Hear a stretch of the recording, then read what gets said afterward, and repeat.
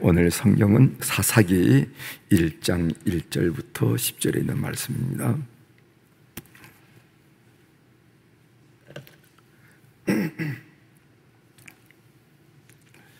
사사기 1장 1절부터 10절에 있는 말씀.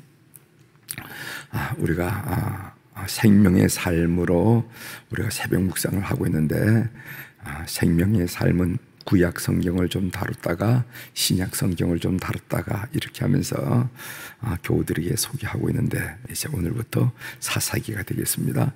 사사기 1장 1절부터 10절에 있는 말씀 제가 봉독해 드리겠습니다. 여호수아가 죽은 후에 이스라엘 자손이 여호와께 여쭈어 이르되, 우리 가운데 누가 먼저 올라가서 이 가나안 족속과 싸우리이까? 여호와께서 이르시되, 유다가 올라갈지니라. 보라, 내가 이 땅을 그의 손에 넘겨 주었노라 하시니라. 유다가 그의 형제 시몬에게 이르되, 내가 제비 뽑아 얻은 땅에 나와 함께 올라가서 가나안 족속과 싸우자. 그러면 나도 내가 제비 뽑아 얻은 땅에 함께 가리라 하니, 이에 시몬이 그와 함께 가니라.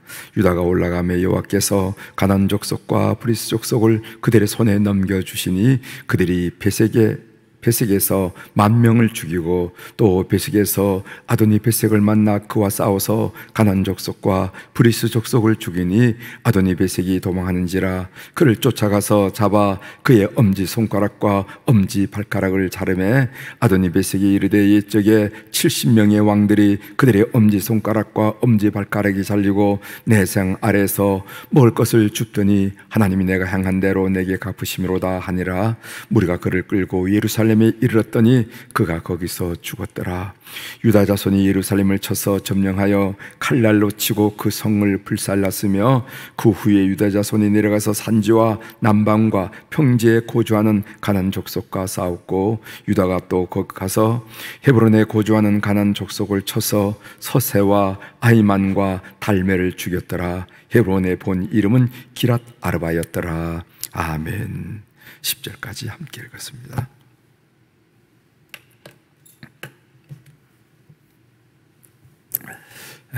오늘 우리가 읽은 이제 사사기 1장의 전반 부분을 우리가 읽었는데, 이 본문을 중심으로 주제를 시대를 꿰뚫는 통찰력을 통찰력은 기도로부터 옵니다 하는 그런 주제로 같이 묵상의 내용을 나누고자 합니다. 시대를 꿰뚫는 통찰력, 역사적 통찰력이라 이렇게 표현할 수가 있고, 시대를 꿰뚫는 통찰력은 기도로부터 온다 하는 얘기를 함께 나누겠습니다. 오늘부터 사사기를 묵상하면서 은혜를 받고자 하는데, 이 사사기란 여호수아 사망 이후 사무엘이 등장하기 때까지 그 기간이 약 450년, 우리가 사사기를 보면 몇 년이 안 돼 보이지만은 그 기간이 약 450년 정도 되는데, 그 450년간의 이스라엘의 역사를 기록한 책이 사사기란 책이다 하는 것을 여러분들이 아실 필요가 있습니다. 그러니까 여호수아가 사망한 다음에 사무엘이라는 사람이 등장할 때까지, 그때의 기간을 우리가 말한다.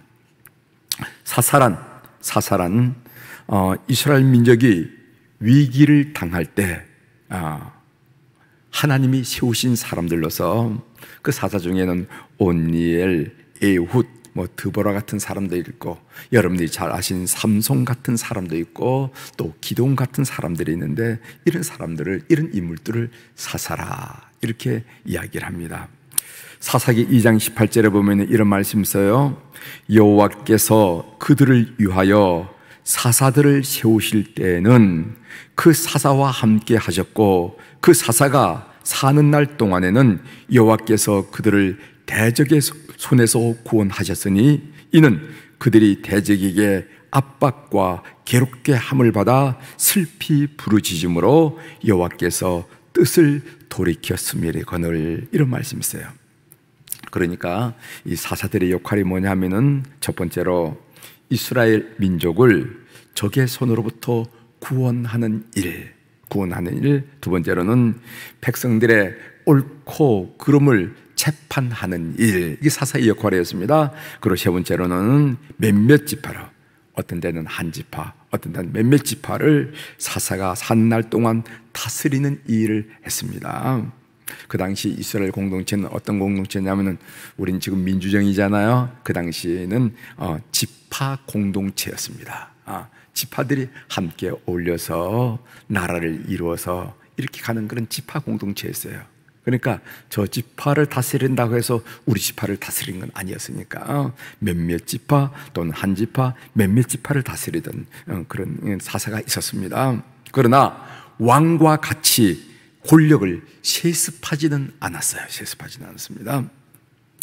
사사기가 시대를 평가하는 기준이 뭘까? 우리가 시대를 평가하려고 그러면은 어떤 역사적 관점이 있어야 될 거 아니겠어요? 그 기준이 뭐냐면은 모세 시내산 계획에 따른 계명과 율례가 평가의 기준이었습니다. 즉 이스라엘 백성이 하나님과 맺은 이스라엘 계약에 얼마나 충실하였느냐, 그래서 하나님 말씀에 얼마나 전적으로 순종하였는가, 이것이 바로 그 사사기의 그 시대를 평가하는 기준이 됐다는 겁니다. 사사기 2장 2절에 보면 그런 말씀이 있습니다.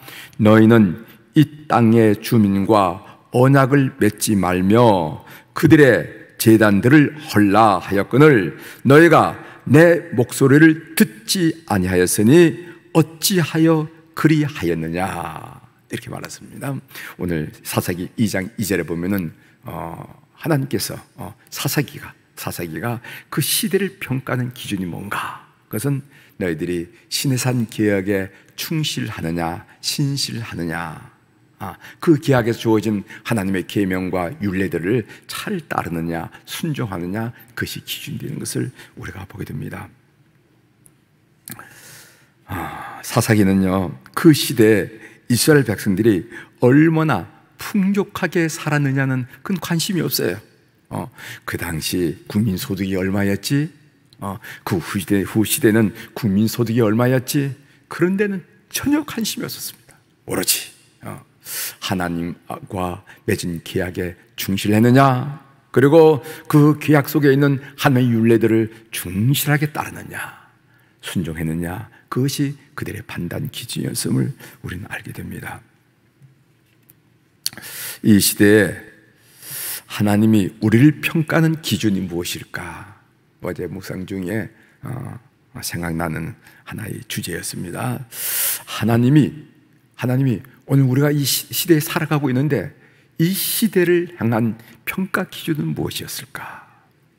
여러분, 고린도전서 3장 13절부터 15절에 이런 말씀이 있습니다. 고린도전서 3장 13절, 각 사람의 공적이 나타날 터인데 그 날이 공적을 밝히리니 이는 불로 나타내고 그 불이 각 사람의 공적이 어떤 것을 시험할 것이니라. 만일 누구든지 그 이외에 세운 공적이 그대로 있으면 상을 받고 누구든지 그 공적이 불타면 해를 받으리니. 여러분들이 익히 들은 말씀이시죠. 하나님의 심판은 믿지 않은 사람에게는 심판이 되지만은 믿는 사람들에게는 셈이 됩니다 하는 그런 말이 있어요. 셈, 여러분 셈이 뭔지 알죠? 셈하다, 하나 둘 셋 넷, 그 헤아린 것을 보고 셈하는 것이 아니에요. 하나님의 심판은요, 믿지 않은 사람들에게 형벌을 주는 심판이, 문자 그대로 심판이 되지만은 우리 믿는 사람들에게는 하나님의 셈이 된다는 겁니다. 어떻게 살았는지 하나님의 셈하심을 기억하면서 사랑하는 교회 여러분들 더 많이 참고 더 많이 하나님께 기쁨을 올려드리고 더 많이 충성하는 교우들이 되기를 바랍니다. 하나님이 심판은 믿는 사람들에게는 셈이 된다, 마음속에 꼭 간직하시고 순례길을 가는 우리 교우들이 되기를 바랍니다. 사사기의 중요 신학 사상 메시지는 무엇인가 하면은 하나님과 이스라엘이 맺은 시내산 계약에 대하여 하나님은 늘 신실했으나 이스라엘 백성들은 신실하지 못했다는 것입니다. 따라서 하나님이 이방 민족을 채찍으로 삼아서 신실하지 못한 이스라엘을 징계했는데, 이 하나님의 징계를 받은 이스라엘은 살려달라고 부르짖죠. 우리 살려달라고. 하나님은 자기 백성을 긍휼히 여겨서 사사들을 일으켜서 그들을 구원했다. 결국 사사기는요, 불순종을 못 보시는 하나님의 공의로움, 의로움과, 그리고 그럼에도 불구하고 긍휼히 여기시는 하나님의 사랑이 증거된 책이라는 거예요. 그러니까 여러분들이 사사기를 공부하면서 참 재미있다 하는 이야기로도 잘 읽으셔야 되겠지만은, 여기에는요, 하나님의 의로움, 하나님의 공의로움이 뚜렷하게 나타났고, 그럼에도 불구하고 하나님의 긍휼이 뚜렷하게 나타난 그런 하나님의 사랑이 나타난 책이라 하는 것을 여러분들이 아시고 함께 사사기를 묵상해 내갔으면 좋겠습니다. 우리도 마찬가지 아니겠어요? 하나님의 한없는 사랑을 받은 존재들입니다. 존재들. 여러분 생각해 보십시오. 우리의 어리석음, 우리의 약함, 우리의 그릇됨을 그대로 하나님이 처분하셨다면 우리가 어떻게 됐을까? 한번 생각해 보십시오. 우리의 약함, 우리의 어리석음, 우리의 그릇됨을 그대로 처분하신다면 우리가 어떤 존재가 됐을까? 그래서 신앙생활을 해보면 그런 것 같아요. 바울 사도도 그랬지만은, 바울 사도가 그 사도의 직을 초창기에 감당할 때는 자기를 주로 뭐라고 표현하냐면, 나는 사도 중에 한 사람이다, 이렇게 표현했어요. 그러나 그가 중반기에 이를 때는 성도 중에 한 사람이다, 이렇게 표현했습니다. 그러나 마지막 그가 디모데서를 쓰고 마지막 주님 앞에 갈 때가 가까웠을 때, 로마 감옥에서 순교의 날을 기다릴 때는 뭐라고 고백했냐면, 나는 죄인 중에 귀속했어. 죄인하고 맞먹는 수준이 아니라 그 중에서도 으뜸이라, 이렇게 얘기했다는 거예요. 우리가 신앙이 초보자일 때는 다른 사람의 눈에 있는 티끌이 자주 보였어요. 보이기도 하고 들리기도 했습니다. 다른 사람의 흔결, 약함, 어리석음이 눈에 보이기도 하고 들리기도 해. 그러나 신앙생활을 많이 하게 되면은 그 순례의 길의 정도가 깊어지면 어떻게 되냐면은 그런 얘기가 들리고 보더라도 웃게 된다는 거예요. 왜 웃게 되는가? 내 속에 있는, 내 눈에 있는 들보가 있는데, 내 속에는, 내 눈에는 들보가 있는데 누구를 행해서 그 속에 작은 티끌이 있느니 없느니, 그런 얘기하는 거가 말하는 것도 웃고 보는 것도 웃어지고 듣는 것도 웃어지더라 이 말이지. 여러분들의 신앙이 바로 오늘 사사기가 말하는 하나님의 긍휼에 감격하는 그런 신앙이 되기를 바랍니다. 오늘 본문 사사기 1장 1절부터 10절을 잠깐 한번 살펴보도록 하겠습니다. 본문을 읽을 때 저의 마음을 사로잡았던 말씀이 있습니다. 그 말씀은 1절인데 제가 읽어드리겠어요. 여호수아가 죽은 후에 이스라엘 자손이 여호와께 여쭈어 이르되, 우리 가운데 누가 먼저 올라가서 가나안 족속과 싸우리이까? 이 이야기가 사사기를 전개하는데 첫마디로 첫 번째 구절로 나오는 것을 우리가 보게 됩니다. 여러분, 그 당시 이스라엘은요 과도기였습니다. 왜냐하면은 즉 지도자였던 여호수아는 죽었고, 그리고 가나안 땅을 분배받은 각 지파는 아직까지 분배받은 땅을 완전히 점령하지 못한 상태였습니다. 그 당시 이스라엘 지파의 주요 진지는 어디에 있었냐면 여리고를 중심으로 한 소위 요단 계곡에 있었어요. 중앙 상지는 올라갈 생각도 못했습니다. 그 산지를 넘어서 해안 평야는 가보지도 못했어요. 그들은 이 여리고를 비롯해서 단지 그 요단 계곡에서 운집해 있었다 이 말이죠. 그런 과도기. 그 모든 일을 수행해야 할 여호수아는 이미 죽었고, 이스라엘 백성들은 아직까지 제대로 자리를 못 잡은 그런 상태라는 겁니다. 여러분, 이 과도기라는 것은 가정에도 그렇고 나라도 그렇고 교회도 그런 게 아니겠어요. 과도기는 기회일 수도 있지만은 위기일 수도 있어요. 과도기에 보면 어떤 사람은요 참 이렇게 분별력이 있어 그 과도기에 자기 집안을 이렇게 경제적으로 딱 터전을 이룬 사람이 있어. 무슨 사업을 하든지. 그러나 사이가 딱 안정되면은요, 그렇게 하기 어렵잖아. 그렇게 하기 어렵죠. 들쑥날쑥하는 과도기에는 그렇게 기회가 될 수 있는 반면에 어떤 사람이 위기가 될 수 있다는 것입니다. 그런 과도기에 이스라엘이 무엇을 했을까? 제가 관심이 한 겁니다. 그런 과도기에 이스라엘은 무엇을 했을까? 여기 보니까 이스라엘 자손이 여호와께 여쭈어 이르되, 사사기 나중에는 하나님께 여쭈는 일이 없지만은 그래도 이 초창기에는요, 이거 사사기 시대 초창기 이스라엘 백성들은 하나님께 여쭈었다는 것입니다. 이스라엘은 과도기에 기도했다고 성경이 표현해주고 있습니다.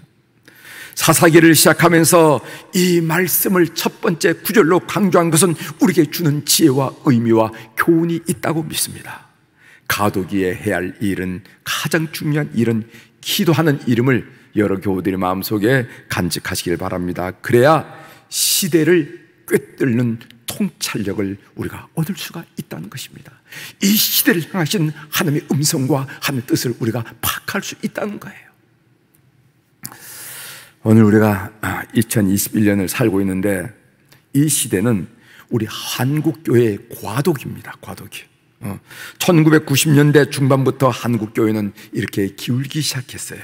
물론 신도시에 교회가 커가는 교회도 있었지만은 그런 교회들은 대부분 그 신도시로 이사 갔던 그 사람들을, 그러니까 수평 이동이라고 그러죠. 뭐 집사, 권사 이런 믿는 사람들이 신앙생활을 해야 되기 때문에 그런 교회로 밀려 들어간 겁니다.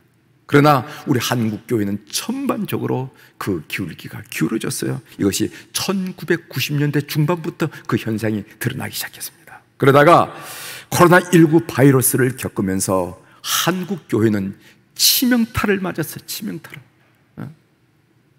이 교회가 말세에는 모이기를 피하는 자들이 있는데 모이기를 피하지 말라, 이게 히브리서 이야기인데 이 시대는 어떻게 된 거가 공식적으로 비공식적으로 모임 자체를 못 가게 하는 시대를 만났다 이 말이죠.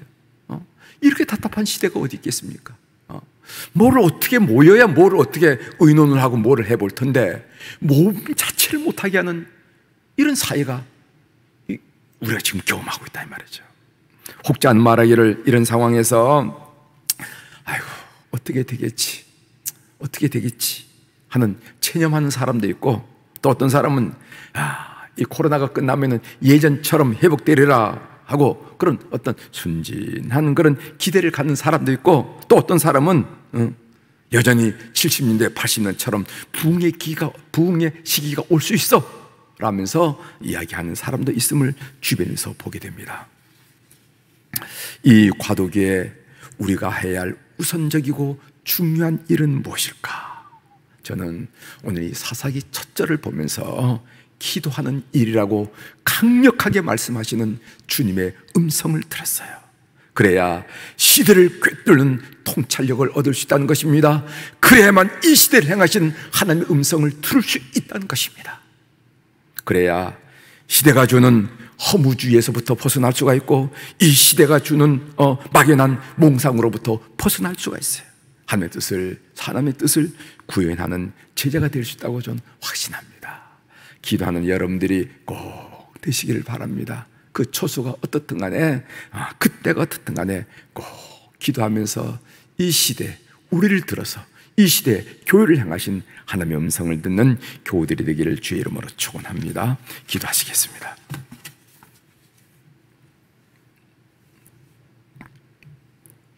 하나님 아버지, 우리가 사사기를 펼치면서 그 철절에 이스라엘 백성들이 그 어려운 과도기, 그 과도기에 하나님께 기도하였다, 하나님께 여쭈어 이르되, 이 말씀을 통해서 우리들이 도전을 받으면서 다시 한번 옷깃을 여밀 수 있도록 도와주시오니 감사합니다. 우리 한국 사회도 그렇고 특별히 한국 교회가 과도기를 맞이했습니다.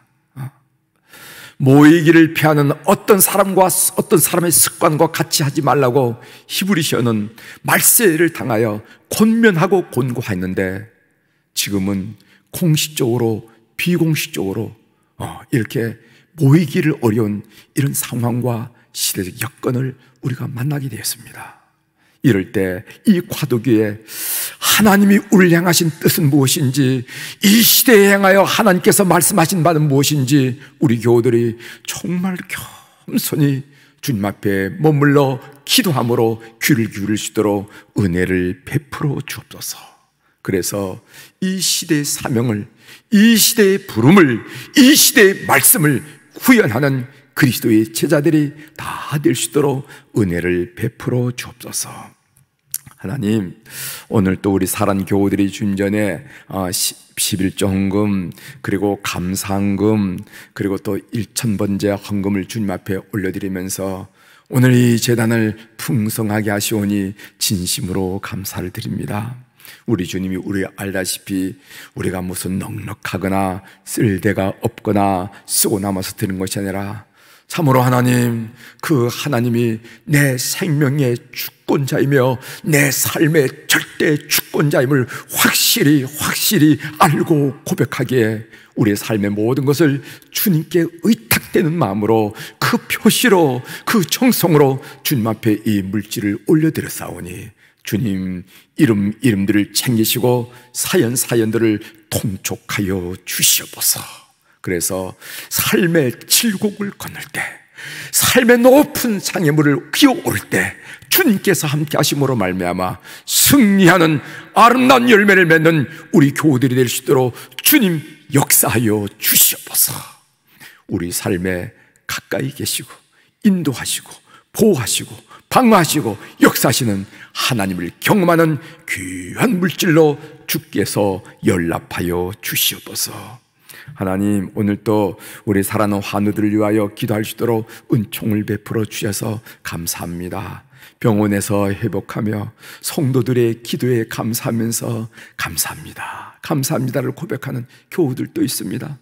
가정에서 회복하면서 성도들의 그 놀라운 기도의 역사를 경험하면서 감사합니다를 고백하는 교우들이 있습니다. 하나님, 오늘 또 시간과 공간을 초월하신 성령께서, 치료하신 영께서 오늘 또 특별한 광선으로 그들의 영혼을, 그들의 심령을, 그들의 육체 위에 함께 하심으로 작은 시필줄에 이르기까지, 작은 세포에 이르기까지 하나님의 능력 가운데 장악되는 그런 귀한 역사가 우리 모든 환우들에게 오늘 또 일어나게 도와 주시옵소서. 그래서 치료하는 의료진이, 간호하는 우리 가족들이 하나님의 역사를 경험하면서 함께 찬양하는 호전의 일들이 가정 속에, 심령 속에 일어나도록 은혜를 베풀어 주시옵소서.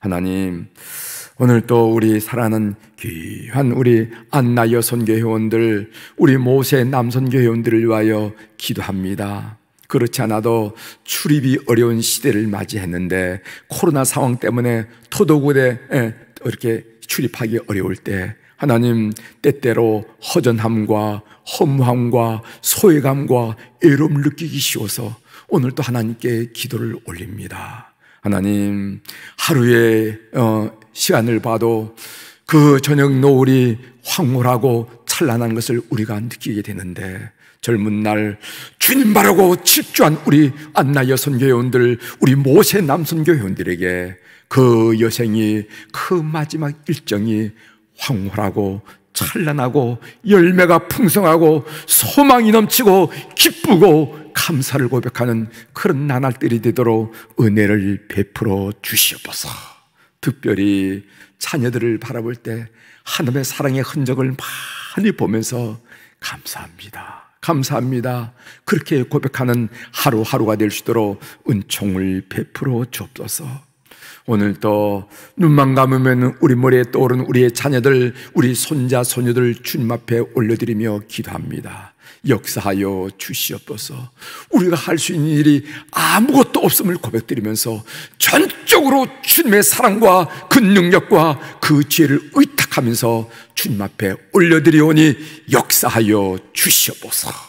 대를 이어서 잘되는 역사, 형통하고 평탄한 역사를 우리가 경험할 수 있도록 은혜를 베풀어 주옵소서. 오늘 또 하늘의 주권과 땅의 주권을 가진 우리 주님의 이름으로 이 새벽에 선포합니다. 내 영혼이 잘된 같이 범사가 잘되고 강건한 축복을 24시간 사는 우리 모든 교우들, 그들의 만남, 그들의 걸음, 그들이 하는 모든 일 속에 주의 거룩한 역사를 경험할 수 있도록 은혜를 베풀어 주시옵소서. 감사드리며 예수님의 이름으로 기도 올리옵나이다. 아멘.